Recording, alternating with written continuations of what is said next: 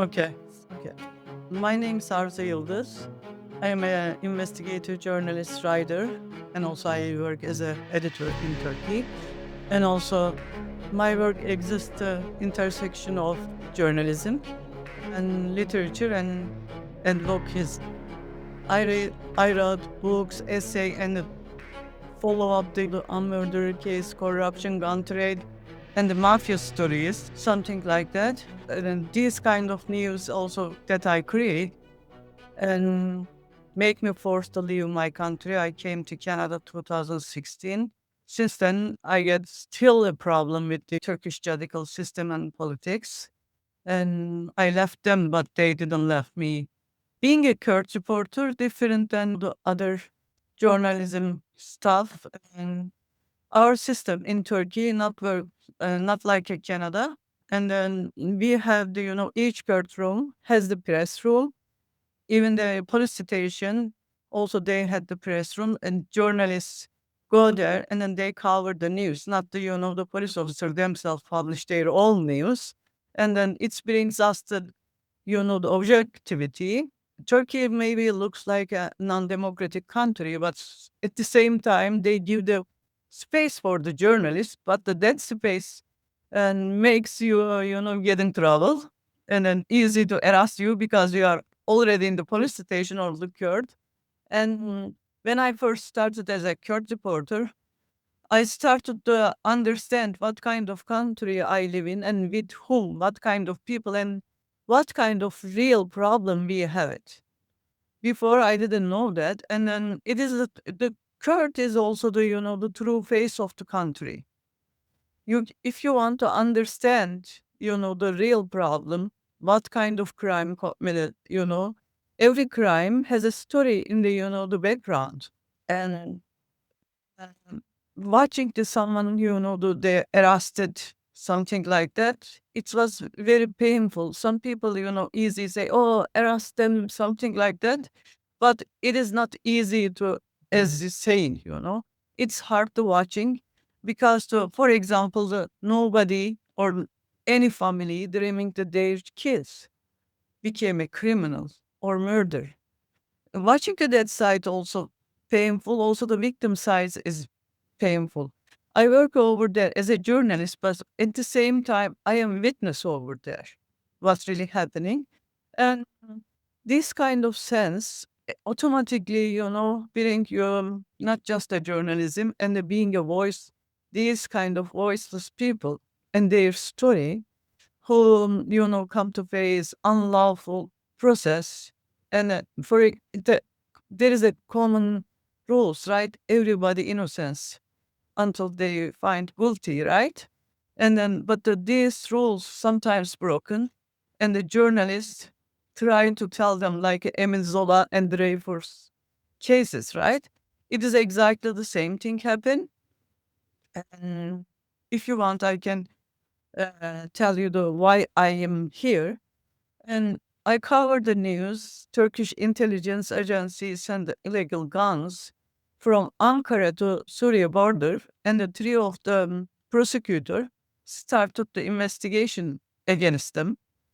They tried to open file because these guns, full of the three truck guns, without any protection, any safety, traveled a long distance, like from Toronto to Halifax, the very long distance. And then when they started the investigation, government claimed that there is no guns inside the truck. They are enemy of the government and also the state, also that they are traitor, something like that.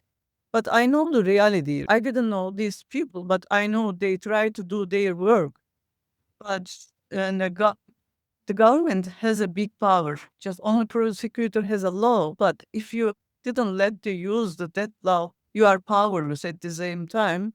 Doesn't matter what is your work, prosecutor, judge, or police officer, like these kind of countries, because these people thinks that they are above on the law. And I know the reality. I found a lot of official paperworks. I started to write them, and after that, the propaganda against me started with the government media. They said I saying lies, something like that, creating a cover because I am the one of the trader of our government, something. But I didn't give up. I published it, that the official papers. At the same time, prosecutor no right to defend themselves against the government. They should be keep quiet. And then they arrested three of them. I was the only journalist to following this case in person, and then one of the other journalists with me. Mm. After that, the government still continued they are doing their job, and also these kind of people create a cool like using the role law system, and then but nobody knows what prosecutor says. And I finally find a video record in their trail, but they tell I take that video record and try to publish one of the media channel, but all of them scared. They don't want to publish it. And I have to create YouTube account. And then I started to publish all the trail, what the prosecutor told inside to defend themselves. And for the first time, people able to hear their voices. But very soon, they started the investigation against me. And for the first trial, I was not there. And the judge even doesn't see my face. He punished me 8 months, couple of the days. And then they didn't let me to defend myself also. And after that, it's getting a very big problem. And police started to come to my house. And they sent me the the invitation letter to defend myself to a couple of different cases, but all of them connected with what I wrote and published that video because everybody understands government saying lie. Finally, they accept it is a gun, but it is a secret of the state. And they didn't say I covered the news, fake news, but at the same time, they said she explored state secrets. And then when the July 15 happens, they started to arrested a lot of people, including academicians, doctors, teachers, housewives, everybody, and also soldiers. They keep them in the detention station with the underwear and then very bad situation. They beat them and then they cut one of the soldiers the ears and then his face is bloody. When I saw that kind of the video record, it is unbelievable. But it all of them publishing by the Anadolu agency, like a government new agency, and I just take a couple of screenshots and post it on my Facebook account and write a statement. You cannot torture anybody because it is crime against humanity. Same, maybe 3 hours later, they issued the arrest warrant against me because they claim that I am making the terrorist propaganda. And I have to live underground life more than 5 months with my two kids. And then oldest one, 7 years old, the youngest is 7 months only. And for example, people knows my face because I joined the interview on television and also sometimes in my social media has the 200K followers, something like that. I am not able to go to outside, but at the same time, I saw what they did. The people they already detained and that they tortured them. Even the Supreme Court member arrested, and then they beat them too. And then if the Supreme Court, the judge has no power, what can I do as a journalist, right?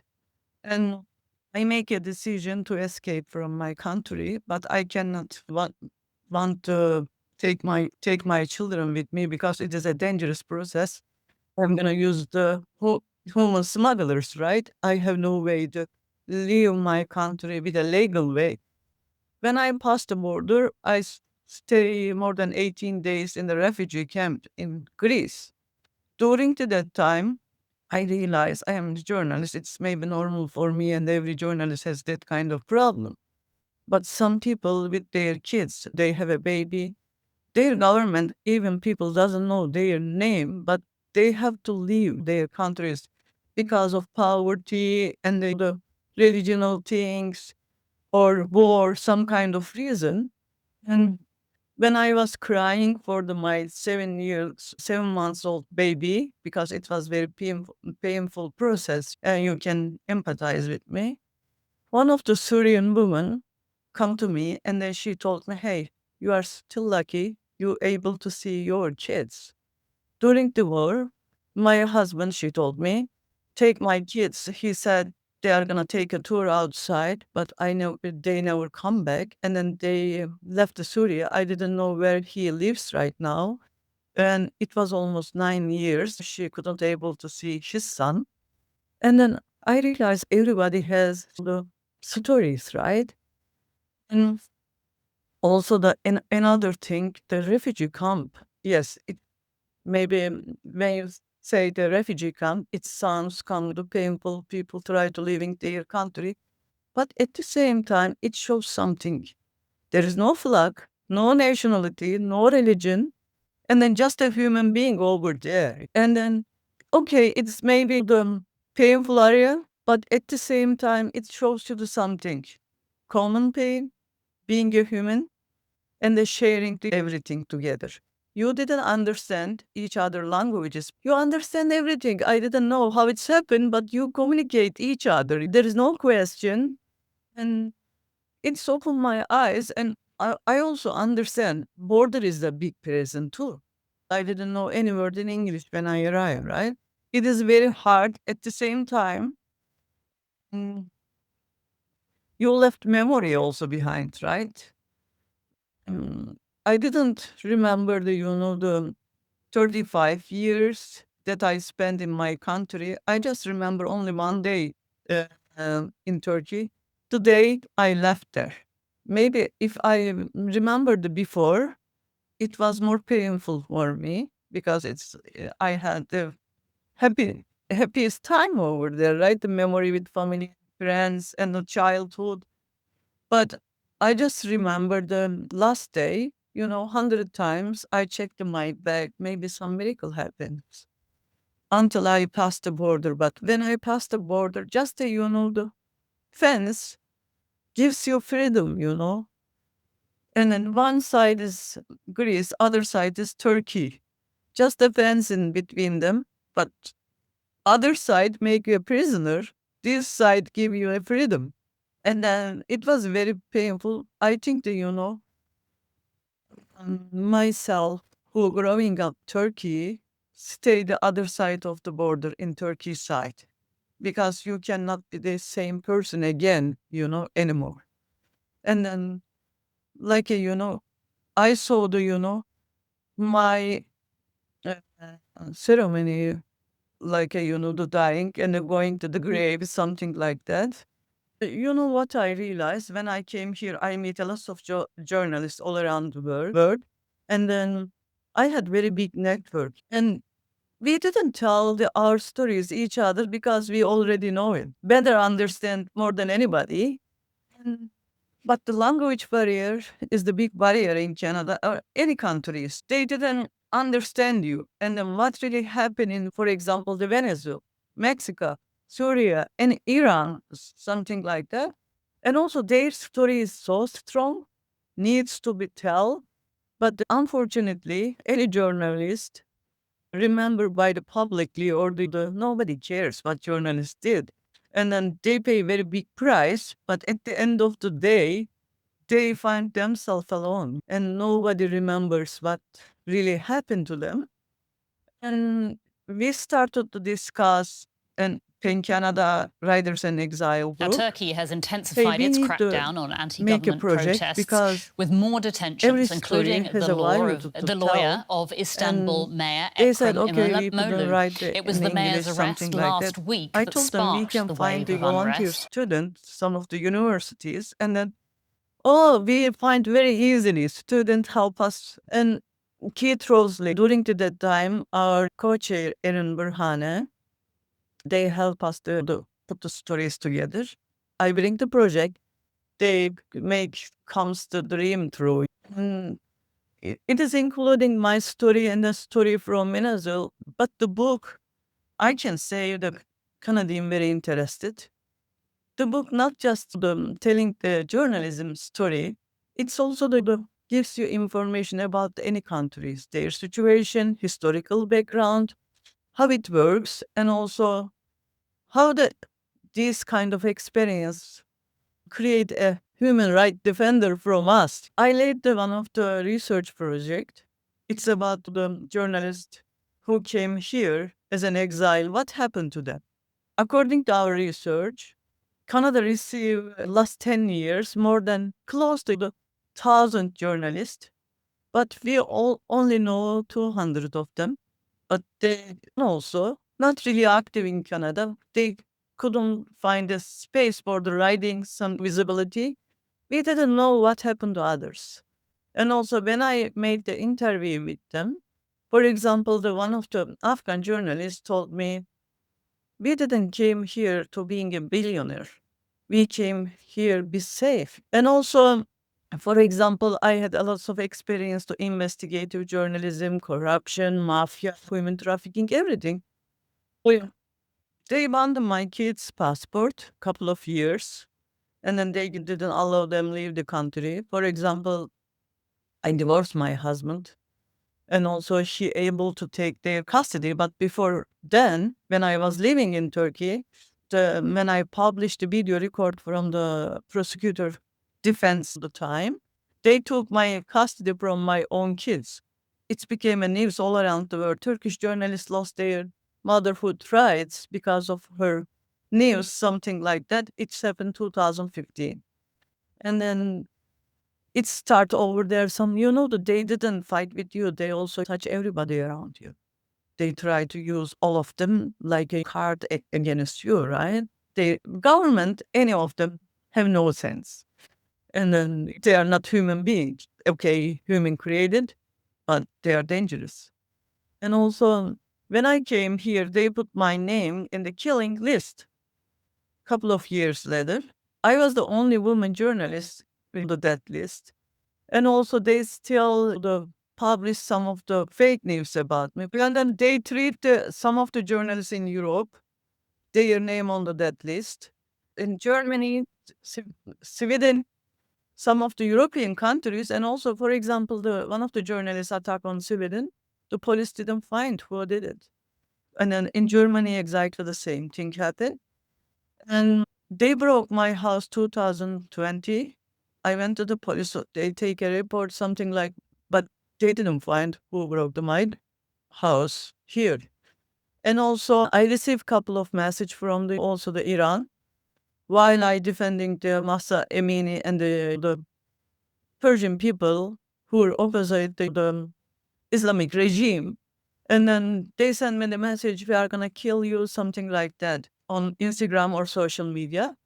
And also, I am not really remember exactly date, but before the New Year, just day before, Turkish government published a gray list.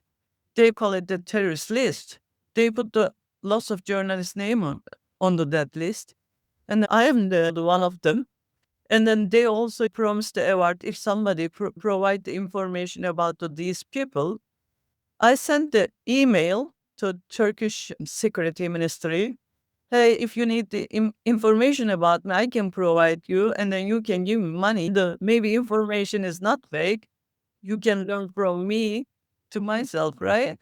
And then I make a statement against them to the court online 21 times, but nothing happened.